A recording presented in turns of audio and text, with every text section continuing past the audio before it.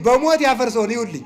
አሁን ያሉ ዛሬ ያሉ በምድር ላይ ያሉ ፓስተሮችን እስቲ እንደው በመጽሐፍ ቅዱስ ካለው የሚበልጣችሁ አንድ ሰው ንገሩ ይባል የለም። አንድ የሚበልጣችሁ ሚካኤል አይበልጣቸው፣ ገብርኤል አይበልጣቸው፣ ዳዊት አይበልጣቸው፣ አብርሃም አይበልጣቸው፣ ጳውሎስ አይበልጣቸው፣ ድንግል ማርያም አትበልጣቸው። የሚበልጣቸው አብ ብቻ ነው። ክርስቶስም ወንድማቸው ነው። በእነሱ ሎቱ ስብሐት።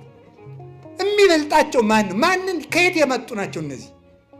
ምልክታቸው የዲያብሎስ ልጆች ምልክታቸው ትዕቢት። እስኪ ትዕቢት በሉላችሁ በሉ እንጂ ንገሩኝ። ክርስቶስ ማን ያለ? አብ ከኔ ይበልጣል። እስኪ አብ ከኔ ይበልጣል በሉ። አንድ እንደሆነ ግን አብ አነ ወአብ አሐዱ ንሕነ፣ እኔና አብ አንድ ነን አላለም ብሏል። እኔና አብ አንድ ነን ብሎ አንድ ከሆነ አባቴ ይበልጠኛል ያለ ለምንድን ነው? ከአባቶቼ እኔ አንሳለሁ በሉ ለማለት ነው።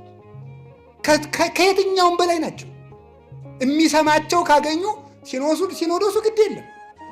እግዚኦ ሰማይና ምድር እኮ ይደነግጣሉ። ክርስቶስ ተመልከቱ፣ አንከሩ ሐራ ልዑላን ተመልከቱ። ሶበሬ ወለሳት ግሩ እንዘ ይትላክ ላርዳይሁ ወይ ቀንት አውቀው። አስደናቂው ግሩም እሳት እሱ ድሪቶ ታጥቆ የደቀ መዛሙርቱን እግር ሊያጠብ በተጎነበሰ ጊዜ መላእክት ደነገጡ ነው፣ አደነቁ ነው።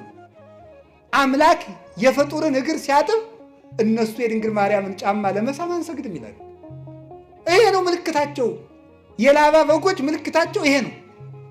የክርስቶስ መልክ የላቸውም። ትዕቢት ነው መልካቸው፣ ስድብ ነው መልካቸው፣ ነቀፋ ነው መልካቸው፣ አጉራ ዘላይነት ነው መልካቸው፣ ሆዳምነት ነው መልካቸው፣ ምቾት ነው መልካቸው። ክርስቶስ እኮ የመከራ ሰው ነው፣ እነሱ የምቾት ሰዎች ናቸው። ክርስቶስ ግን እኔን ምሰሉ